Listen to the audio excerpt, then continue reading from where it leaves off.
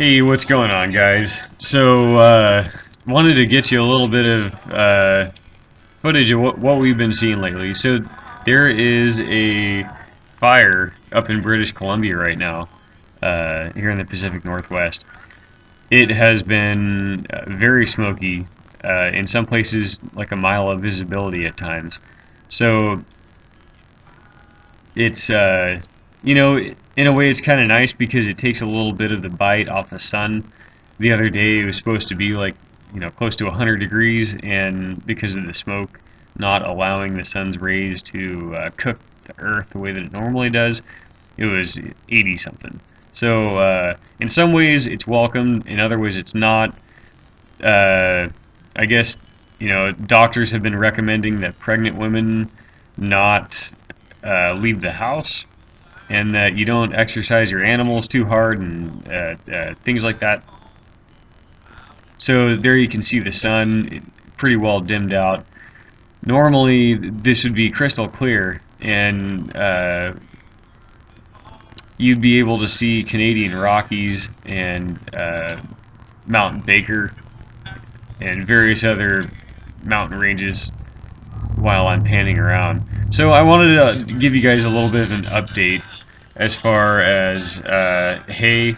So that field right there, it's about 3 acres. Uh, it yielded actually really well for what so this is our first year. We haven't put anything on it. It's been slightly neglected, but it still did yield about 80 bales to the acre, and I'm perfectly okay with that.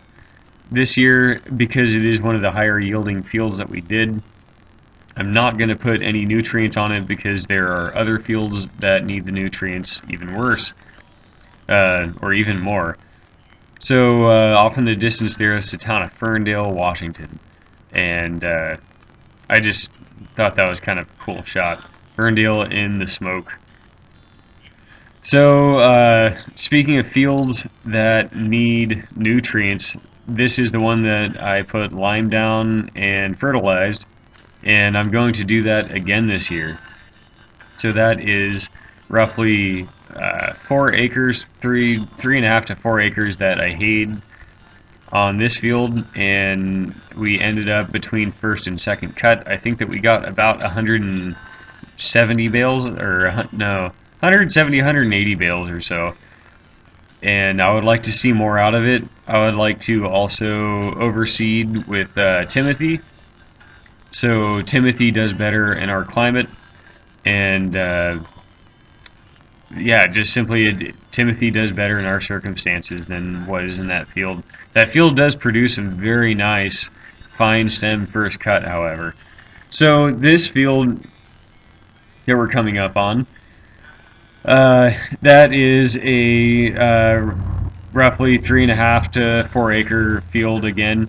Now this is our first year on this one as well. This year was really good for gaining ground. So this it did pretty good, roughly about 70 bales per acre, 70, 75, and the grass was really nice. There is some reed canary grass in there, which certainly helped for tonnage. The animals don't like it as much as other grasses, but we did cut it at a good time, so it did still have nutrients, and the animals are eating it. They do enjoy it, and we're not worried about our animals lacking nutrients. So that is a good field.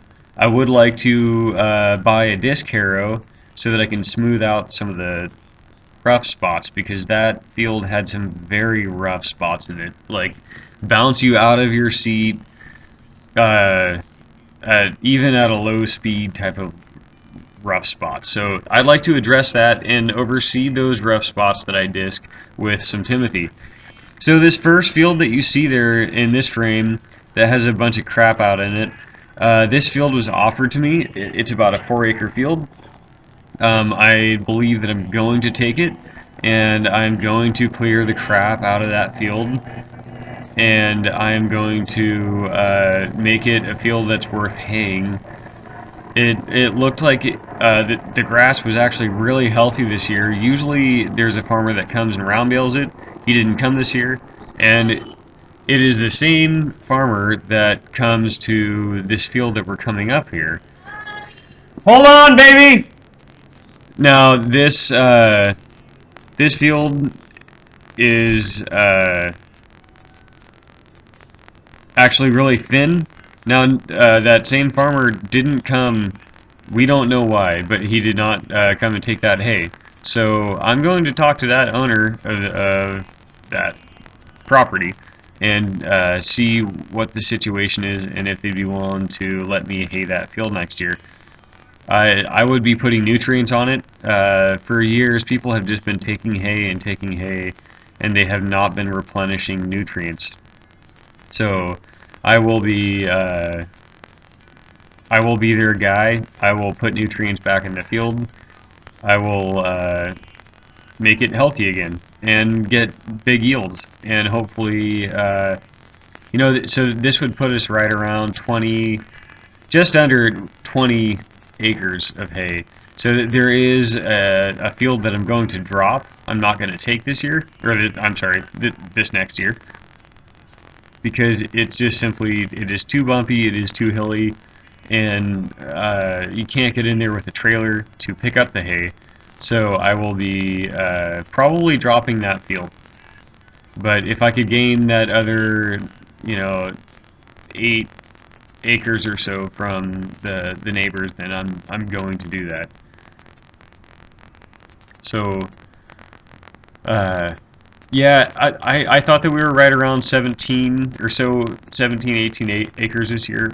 Um, uh, to, After flying the drone over these fields, I feel like we did more, about 15 acres, which isn't bad because last year I think we did like, I don't know, 12 or something like that. So we did gain some, and I really look forward to seeing what next year has to do for us. So I'm going to look at a Massey Ferguson baler, Massey Ferguson 128. So it has the wider pickup, 80 strokes per minute, and this guy says that it has never missed a bale for him. It's always been a really reliable tying machine. Makes great, firm, small squares, durable bales. So it's a baler that I wouldn't have to worry about. There's my wife and her sister. My sister-in-law just pulled up. They just got back from the local swimming hole. So yeah. Anyway, I'm gonna set her down here, and we're gonna go fix up some dinner.